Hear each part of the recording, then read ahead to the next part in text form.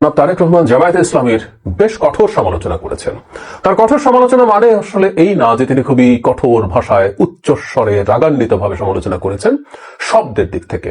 যেন তারেক রহমানের একটা অসাধারণ ডিসেন্ট ভাষা আছে, প্রকাশভঙ্গি আছে, সেটার মাধ্যমে কিন্তু তিনি যে বক্তব্য দিয়েছেন, যে ভাষায় দিয়েছেন, সেটা বেশ শক্ত এবং কঠোর ছিল, যদিও তিনি নাম উল্লেখ করেননি।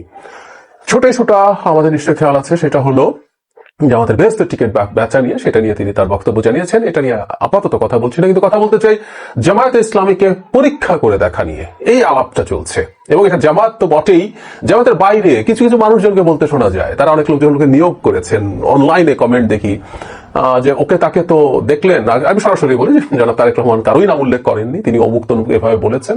আমি আপনাদেরকে আগে বক্তব্যটা একটু শুনে নিতে বলি, তারপর আমরা এটা নিয়ে কথা বলবো।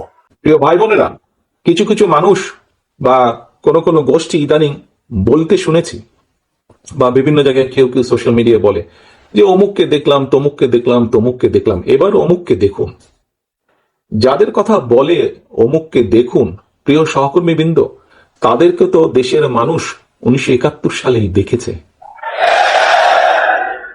1971 সালে তারা তাদের নিজেদের স্বার্থ রক্ষার্থে কিভাবে লক্ষ লক্ষ মানুষকে হত্যা করেছে, ঠিক যেভাবে পতিত স্বৈরাচার পালিয়ে যাওয়ার আগে হাজারো হাজারো মানুষকে হত্যা করেছিল ক্ষমতা ধরে রাখার জন্য।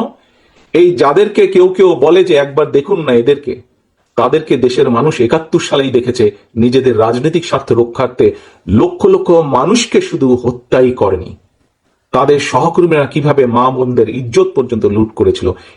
এই কথাটি আমাদেরকে মনে রাখতে হবে। যেটা হয়েছে খুব স্বাভাবিকভাবে জনাব তারেক রহমান দলটার নাম নেননি, কিন্তু জামাত আসলে কি বলে।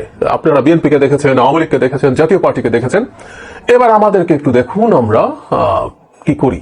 এই আলাপ আছে এবং সেখানেই আসলে এই যুক্তিটা আসে। জামাতকে 71 সালেই মানুষ দেখেছে এবং জনাব তারেক রহমান খুবই সত্য তথ্য দিয়েছেন যে খুন শুধু না, লক্ষ লক্ষ মামুনের সম্ভ্রমহানি, ইজ্জত যেভাবে বলি, তাদের ধর্ষিত হওয়ার পেছনে জামাতে ইসলামী রয়েছে। এটা একেবারে নৌন তথ্য সেই সহযোগীদের কাছে। আমি আসবো, কেউ কেউ বলার চেষ্টা করেন এগুলো করার মাধ্যমে বিএনপি আওয়ামী লীগে পরিণত হচ্ছে, বিএনপি ভারতের দালালে পরিণত হয়ে গেছে এবং বিএনপির ধ্বংস হয়ে যেতে পারে এটার মাধ্যমে। বলছে কারা? মূলত জামাতপন্থী লোকজন, যারা প্রকাশ্যে অথবা অপ্রকাশ্যে জামাতের এজেন্ডা বাস্তবায়ন করেন। খুবই ফানি। আমি একটু বলে রাখি, কিছুদিন আগে একটা টক শোতে যখন এইসব বলা হচ্ছিল, আমি তখন বলছিলাম, এটা এখনো বলি, তারেক রহমানকে পৌঁছতে দেন, বিএনপিকে পৌঁছতে দেন। মানে জামাতের লোকজনের এসব টেনশনের কি আছে? জামাতের লোকজন, জামাত করা, জামাতের নেতা বলছেন যে এইগুলো বাতিল জিনিস, এগুলো নিয়ে কথা বলে সে সমর্থন হারাবে। তখন বলছিলাম, আমি এখনো বলতে চাই যেন তারেক রহমানকে পৌঁছতে দেন। মানে পচুক, বিএনপি পচুক, আপনাদের ক্ষমতা আসার খোয়াব পূর্ণ হবে তাতে, ইজন্ট ইট? তাদের এনকারেজ করা দরকার। যাই হোক, আমরা বুঝতে পারি এগুলো তারা কেন করছেন। আমি একটা কথা একটু বলে রাখি, এই প্রসঙ্গটা যখনই আসে, জামায়াতে ইসলামী যে ফৌজদারি অপরাধ করেছেন 71 সালের মুক্তিযুদ্ধের সময়, সেই ফৌজদারি অপরাধ তামাদি হবে না। কোনো ফৌজদারি অপরাধ তামাদি হয় না, যে কোনো দিন এটা বিচার হতে পারে, হবে।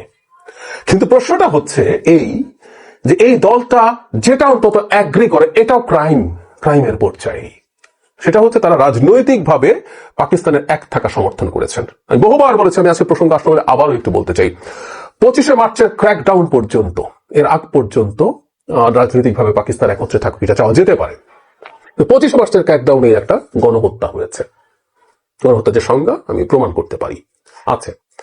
এর পরবর্তীতে যেভাবে পাকিস্তান, পশ্চিম পাকিস্তানকে এক রাখার চেষ্টা করেছে পূর্ব পাকিস্তানের জনগণের উপরে, হত্যা, ধর্ষণ, অমানসিক অত্যাচার, সবকিছুর মাধ্যমে, সেটাকে রাজনৈতিকভাবে সমর্থন করা যায়? তারা এটা বলতে চান। তাহলে তাদেরকে কেন আমরা শুধু নৈতিক সমর্থনের জন্য এটার পক্ষে ধরবো না? আমরা আওয়ামী লীগের অনেক কোলাবোরেটর বলে লোকজনকে, সাংবাদিককে ওকে তাকে বিচার করছি না, আমরা তাদেরকে ঘৃণা দেখাচ্ছি না। শেখ হাসিনার যে ম্যাসাকার হয়েছে 24 সালে, তার তুলনায় 71-এর ম্যাসাকার অসীম গুণ বড়। ওইটা তুলনাও করা যাবে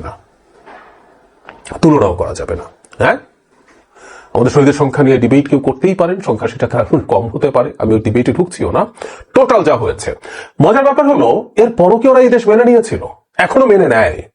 বলবেন মেনে না নিলে কিভাবে নির্বাচন করে? না, এখনো যদি কিন্তু দেখায়, তার চাইতেও জরুরি কথা, তাদের সবচেয়ে বড় নেতা সাম্প্রতিক সময়ের যেমন গোলাম আজম, পূর্ব পাকিস্তান পুনরুদ্ধারের চেষ্টা লন্ডনে গিয়ে করেছেন, একটা তথ্য এরকম আছে যে সৌদি আরবের কাছে তারা ইনফ্লুয়েন্স করার চেষ্টা করেছেন যেন তারা সৌদি আরব বাংলাদেশকে স্বীকৃতি না দেয়, এবং মানে সার্কামস্টেন্সিয়াল এভিডেন্স মেলে দুটো দেশ শেখ মুজিবকে হত্যা করার আগ পর্যন্ত বাংলাদেশকে স্বীকৃতি দেয়নি, একটা চায়না আর একটা সৌদি আরব। সুতরাং তারা বলছেন এগুলো নাকি অপরাধ। বললাম তো আবার, সকল নৈতিক সমর্থন, সকল political support itself is a criminal offence আমি মনে করি। যখন জনাব তারেক রহমান এটা সামনে আনলেন এবং সেই গেল রব যে মুক্তিযুদ্ধের ন্যারেটিভ আনা, মুক্তিযুদ্ধ আনা মানেই হচ্ছে আওয়ামী লীগ হয়ে ওঠা, ভারতের এজেন্ডা বাস্তবায়ন করা। এবং এটা আসবো তার আগে আরেকটা যুক্তিও কেউ কেউ বলছেন যে হঠাৎ করে জামাতের বিরুদ্ধে এরকম কথা বলা, আপনি তো ওর সাথে জোটে ছিলেন, এখন কেন? উত্তরগুলো আমরা জানি, রাজনীতি। জামাত বিএনপির সাথে জোটে ছিল এবং বাংলাদেশের সরকার কালেকটিভলি 2001 থেকে 2006 সরকারে তারা ছিল, দুজন মন্ত্রী ছিল, অথচ জামাত বিএনপি দুর্নীতি করেছে, 5 বার চ্যাম্পিয়ন হয়েছে। এই রকম মিথ্যা কথা কিন্তু এটা জামাতের মুখে মানায় না, যদিও যেহেতু তার ওই সরকারের পার্ট ছিল। এর মধ্যে একবার আমরা জানি আওয়ামী লীগের সময় ফলাফল এসে বিএনপির উপরে পড়েছে, আর বাকি 4 বারও দুর্নীতিতে খারাপ পজিশন থাকলেও দুর্নীতির যে স্কোরিং সেটা বিএনপি ক্রমাগত উন্নত হয়েছিল। আর সবচেয়ে বড় কথা, ওই সরকারের মধ্যে থেকে ওনারা এটা করার নৈতিক কোন রকম কোনো গ্রাউন্ড তাদের নাই, কিন্তু করছেন। একই সাথে বিএনপির লোকজন এখন বিশেষ করে গ্রাসরুটের বেশ কিছু জায়গায় লোকজন সত্যিই বেশ কিছু অনিয়ম দুর্নীতির সাথে জড়িয়েছে, চাঁদাবাজির সাথে জড়িয়েছে। সেগুলো নিয়ে স্বয়ং ডাক্তার শফিকুর রহমান জামাতের আমির ক্রমাগত কথা বলেছেন। তো তাহলে কি আমরা এই প্রশ্ন এখন করবো না? বিএনপি আগে কি করেছে, আগে ভালো চালায় নাই বা দুর্নীতি করেছে, যদি তাদের মনে হয় থাকে তারা চুপ ছিলেন কেন? উত্তর হচ্ছে আগে আসলে একসাথে কমন একটা শত্রুর বিরুদ্ধে লড়াই করেছেন, সুতরাং পরস্পরের সমালোচনাগুলো আনেননি, এখন আনবেন। এবং বিএনপি মুক্তিযুদ্ধকে বিক্রি করতে হবে বলে আমি মনে করি। বিক্রি, আমরা একদম ক্রুড ভাষায় যদি বলি, কারণ খুব সোজা। বিএনপির প্রতিষ্ঠাতা, স্বাধীনতার ঘোষক, উনি একজন সেক্টর কমান্ডার, উনি জেড ফোর্সের প্রধান। বিএনপির গুরুত্বপূর্ণ মুক্তিযুদ্ধের লেগাসি আছে, প্রতিষ্ঠাতাদের মধ্যে অনেক বীর মুক্তিযোদ্ধা আছে। সুতরাং রাজাকার আলবদর তৈরি করা লোকদের একটা বড় অংশ নিয়ে যেখানে জামাতে ছিল, এবং জামাতের লোকজন এখনো যেই তাদের স্বাধীনতা বিরোধিতা ওন করে, অন্তত পলিটিক্যালি তারা ক্রিমিনাল অফেন্স অস্বীকার করে কিন্তু ওন করে, তার বিরুদ্ধে অস্ত্রতা ব্যবহার করতে হবে। প্রায় একটা কথা বলি, এটা জরুরি, মুক্তিযুদ্ধের বয়ান মানে আওয়ামী লীগ হয়ে যাওয়া না। ইয়াস, আমরা এটা একমত। এবং মজার ব্যাপারে জামাতিরা যারা আজকে এসব নিয়ে নানান কথা বলে বেড়াচ্ছে তাদেরকে আমরা খুঁজে পাই না। কেউ কেউ বিদেশে ছিলেন, বিদেশে বসে ফেসবুকে টেকেন নাই। আমরা প্রচুর বিদেশে বসা অ্যাক্টিভিস্টকে চিনি, কারণ এই অ্যাক্টিভিজমে আমরা ছিলাম, তো তাই জানি বিদেশে বসেও কত সোশ্যাল মিডিয়াতে অ্যাক্টিভিজম অনেকেই করেছে শেখ হাসিনার বিরুদ্ধে। তো শেখ হাসিনার সময়ে আওয়ামী যে বয়ান আমাদের মুক্তিযুদ্ধের, সেটাকে ডিবাঙ্ক করার চেষ্টা করেছে, বিরোধিতা করেছে, সমালোচনা করেছে। সুতরাং মুক্তিযুদ্ধ যদি আওয়ামী বয়ানটা আনা হয়, সেটা প্রবলেম্যাটিক। মুজিবই সবকিছু করেছে, এটা জনযুদ্ধ না, আর কোনো ব্যক্তি নাই, সাধারণ জনগণ না, সবকিছু করেছে ইত্যাদি ইত্যাদি না। মুক্তিযুদ্ধের ইতিহাস বাংলাদেশে জাতির অস্তিত্বের স্বার্থেই লাগবে।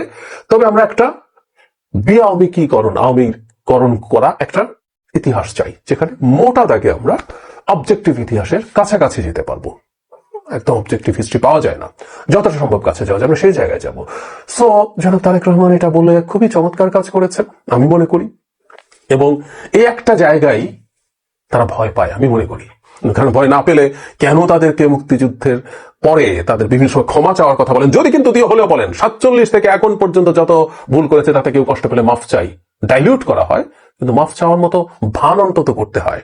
ডাকসুর নির্বাচিত শিবিরের প্যানেল গিয়ে শহীদ বুদ্ধিজীবী স্মৃতিসৌধে গিয়ে দোয়া করে আসেন শহীদদের জন্য, তার মানে তারা স্বীকৃতি দেন মুক্তিযুদ্ধকে আসলে মোটা দাগে নেগোসিয়েট করতে হবে। কিন্তু এভাবে করলে তো আসলে হবে না, এবং জনাব তারেক রহমান রাইটলি এটা করেছেন।